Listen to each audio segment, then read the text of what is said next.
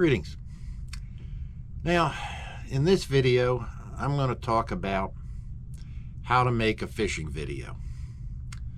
Now, a couple things. I've got notes because there's a lot I want to cover. And got some cheap scotch because my wife's out of town and she won't nag at me for drinking in the late afternoon. So, anyway, why am I making this video? Well, I was scouring the internet, planning a trip out west, fly fishing trip. And the area I'm going to go to is not overly popular or well known. So I was searching for videos of people fishing in that area. There was very little to find. And the few videos I did find were atrocious. They just didn't know what they were doing when they made the videos, and all it did was irritate the heck out of me. Gave me no useful information. So I decided to make this video for beginners who want to make YouTube fishing videos. Now, this is the way I do it. There's going to be a lot of people that disagree and do it differently, and they may be right. But this approach works for me. So, I didn't start this making YouTube videos to make money. I did it because I thought it'd be fun, and it is. It's a lot of fun. My channel's 3 years old, give or take. Right now I've got a little under 1,800 subscribers. It's not huge, but it's, you know, acceptable for me.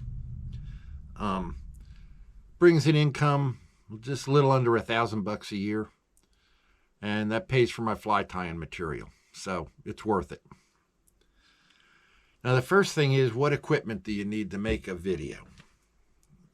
You need an action camera of some type. I like GoPro.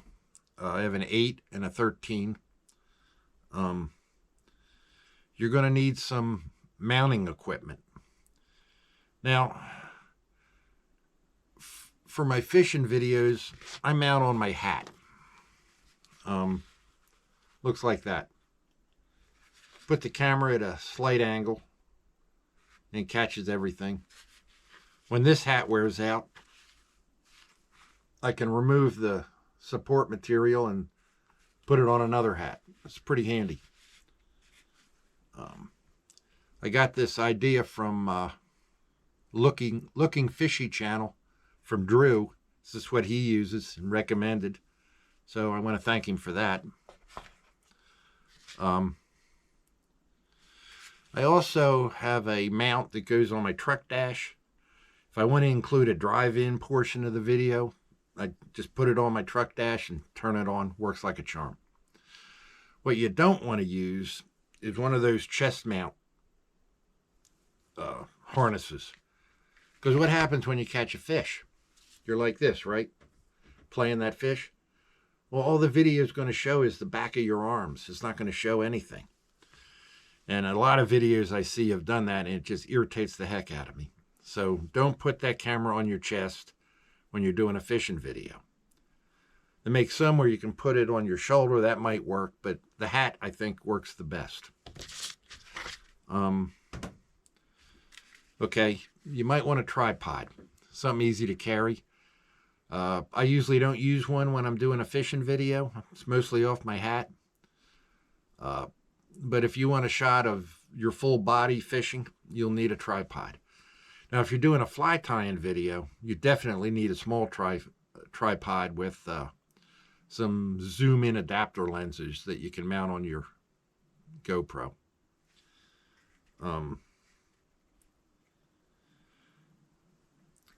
A lot of guys have a separate camera that they can make thumbnails with. I do that for fly tying. For most of my fishing videos, my editing software allows me to pick a frame from the video and make a JPEG out of it, and I'll do that for my thumbnail. Okay, computer. Here's your biggest expense. Now, if you're filming at 1080p, you can get by with most standard computers, not a high-priced one. But if you want to do 4K, and edit 4K, you need a little more power. And I used to film in 1080p, and then I got this new GoPro 13, which really does great on 4K. So I decided to start doing all 4K. But I needed more computer. So the computer I got, it's a Dell laptop. It's got 32 gigabyte of RAM. I would say 16 is a minimum. Its speed is 3 to 5 gigahertz. Minimum, I would say, would be 3. And it's got a terabyte of memory. And I also have a exterior backup drive that has 2 terabytes of memory. Videos get pretty big, so you need a lot of room if you do a lot. I've got several hundred videos that I've uploaded. And that 2 terabyte drive is about 3/4 full. And finally, you're going to need editing software. There's tons of it out there. You can pay money for it. I use Shotcut. It's a free open source program, doesn't cost a dime, and it works like a charm. I think it does everything that the paid editors do.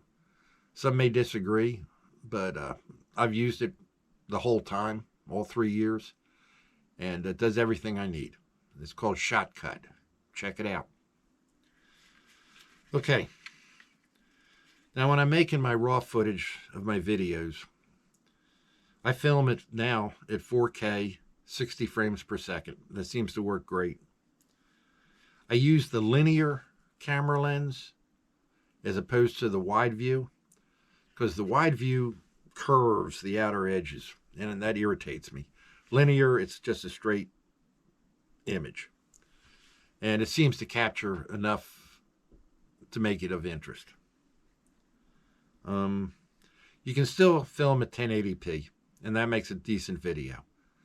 But I'm starting to like 4K because it's a lot better resolution.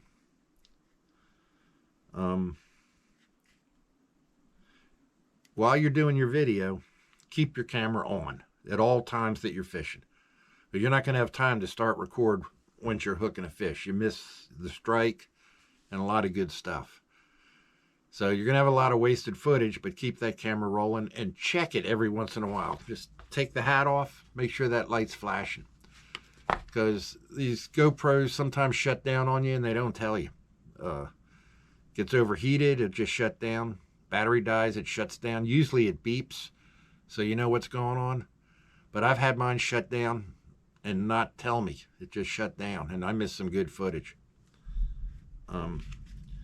Okay, now the sequence of your videos. I think this is important. I've seen so many videos that irritated me because they'd start and stop and show something, but it wasn't a story. You're telling a story when you make your video. So I've got a sequence. I might start off with a drive-in or something, not always, actually pretty seldom, but I almost always start with an entry talk. I'll set the camera on the edge of my truck and I just talk. I say, if my brother's with me, I introduce him. I talk about where I am. I talk about maybe what flies I'm going to use, what's the weather like, what the river conditions might be. I give a little, not long, maybe 20 seconds, a quick talk about what's going on. Kind of start things off. Now, on a side note on that, I've seen a lot of videos where they don't tell you where they went. One of my favorite sites, and I won't mention who it is, he's a great fisherman. He does great videos. I love his site. But he never says where he is, and he refuses to. I understand that. I don't agree with it because I think the video should give a lot of information useful to the viewer. So I almost always say where I'm fishing, what river, what national forest. I might not say exactly where on the river I'm fishing, but at least you'll know what river it is. And what do I care? Most people aren't going to go there anyway, and if they do, I may not be going back there again myself. So if it helps somebody planning a trip, that's what I want my video to do. Okay, so I do my entry talk, and maybe I have just a few seconds of me walking down to the creek, part of the story. Sometimes I get great video on that when I slip and fall, adds a little humor. And then you start your normal fishing videos, which, 5 hours worth. I may have an interlude where I wander back to the bank, smoke a cigarette. My brother's sitting there. We'll BS about how the day's been going. I might include some of that. And then go back to the fishing video again. Okay. When I'm done making the bulk of the video, I always do an exit talk. Describe how the day went, what we did, maybe what we used or what changed from the entry video that surprised us. But I'll give a short talk at the end. It completes the story. Okay, now you got all your videos on your camera. You got 30, 40 videos that you took over a 5-hour stint on the river. You got to edit all these things. So what do? Well, first you dump them all from your camera onto your computer. And my method is I write down the number of every video, and I open each one up and kind of click through them fairly fast and see what's on them. And I make a note. Okay, caught a fish, caught a fish, caught a fish. Talk to my brother. And if there's nothing on that video, which is a lot of them, no fish being caught, nothing of interest, I delete it. And I go through the whole list of them with my notes. So now I know what's on these videos.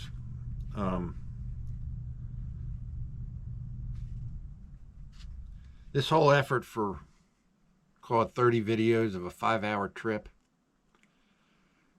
to do that initial review takes me about an hour and a half. Okay, now I've got all my videos ready to put into the editor. Now, what I also include in the editor,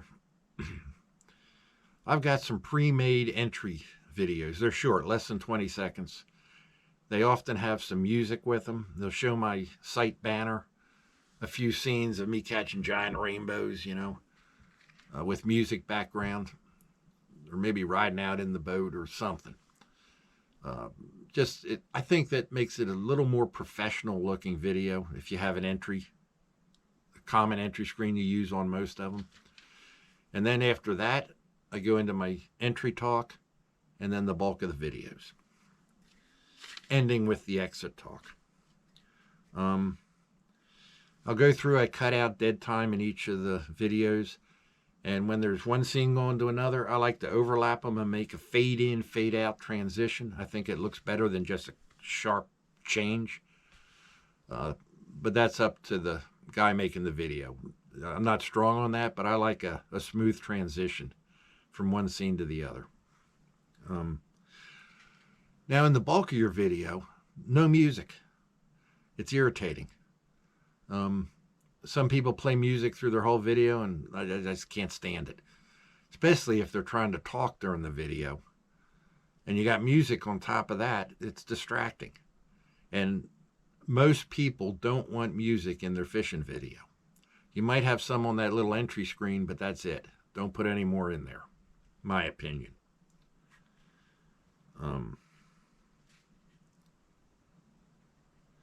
So basically, you're done with your timeline.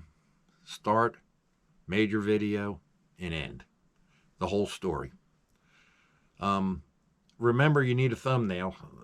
What I usually do is I'll find a good-looking frame in that whole video, and my editing software will let me save it as a JPEG. That'll be my thumbnail. Or you may have a better picture you took with your camera somewhere that you can use for a thumbnail. But you're going to need one when you upload. Okay, now you're ready to upload. You got your video made, you got your thumbnail, everything's ready to go. Okay, I'm assuming you have set up a YouTube channel. So you're ready to upload to your channel, and you enter your channel, and there's a create button up at the top. You click that. It'll ask you to upload the video. You select your video, it'll upload. Then it'll ask you to upload a thumbnail. Select your thumbnail. Start uploading. There's going to be a ton of questions then it asks you. Just start answering them. They're pretty obvious. You'll get down to a point where it says, is this made for kids? Well, click no, it's not made for kids, because that adds limitations. But right below that, there's a button that says show more. You want to click that because a lot of the rest of the questions won't show up unless you click that. So click that and then continue answering the questions. You'll get to a point for category. You can put any of the options in that you want. There's no rules. For fly tying videos, I use how to and style. For this video, it'll be how to and style. For my fishing videos, I use entertainment. But that's just my choices. Okay. We're getting there. Okay. Towards the end, it's going to ask you, do you want an end screen? Which is just a little block that comes up that ties to something else. You're going to want to put an end screen. The easiest thing is just to put a playlist. If all your fishing videos are in a playlist, I've got a playlist for fishing videos for trout, one for bluegill, one for fly tying. You can put that playlist there. If I was talking about using a parachute Adams during the fly fishing video, I might put a end screen up to a video where I tied parachute Adams. So they can go straight to that if they want to tie the fly that I was featuring in the video.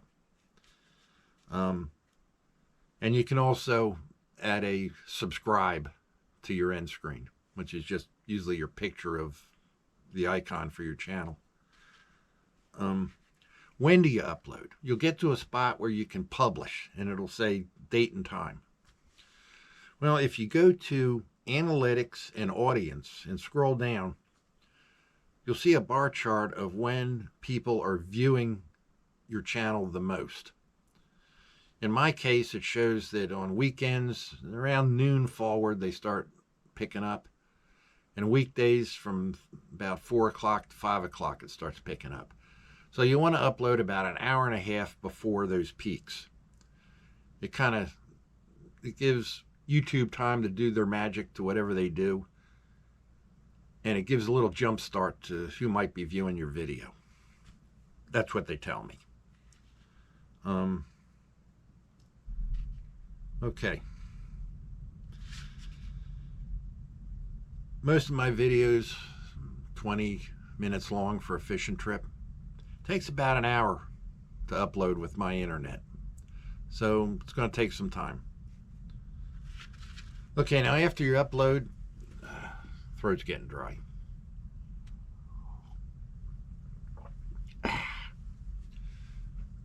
Over time, you're going to probably get some comments.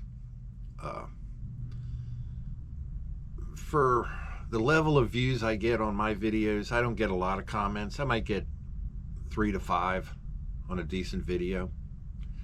You know, if I was one of these people that had some clickbait gal in a bikini, you know, I might have 20,000 subscribers and have 200 comments. That gets a little tedious, but not me. I get 3 to 5. I try to always answer a comment. They're usually pretty good comments. They might even have suggestions. I've had some where I misidentified a trout, called it a brook trout. It was a brown trout. Well, I had several people correct me on that, and they were right. But always be polite and thank the viewer for commenting, because he made the effort to do it, so you should make the effort to respond. Now, on occasion, very rare occasion for me, you'll get a troll. A troll is a warped individual who likes to take you down a notch. They'll have negative comments, just blast you big time. And if you engage them, they'll come back again and continue to do it. That's what they do it for. They're not nice people. So the way I treat a troll is I don't respond, I don't engage, and before I delete their comment, I ban them from commenting on my site. You can do that in YouTube. You can't ban them from viewing your stuff, but you can ban them from commenting. And I've probably only had 3 trolls in the last 3 years. I banned every one of them. Screw them. I don't want to talk to them. So anyway, that's how you handle trolls. Don't engage. Okay. I'm going to summarize real quick. You probably won't get rich. Just do it for fun. Don't engage trolls. And keep at it.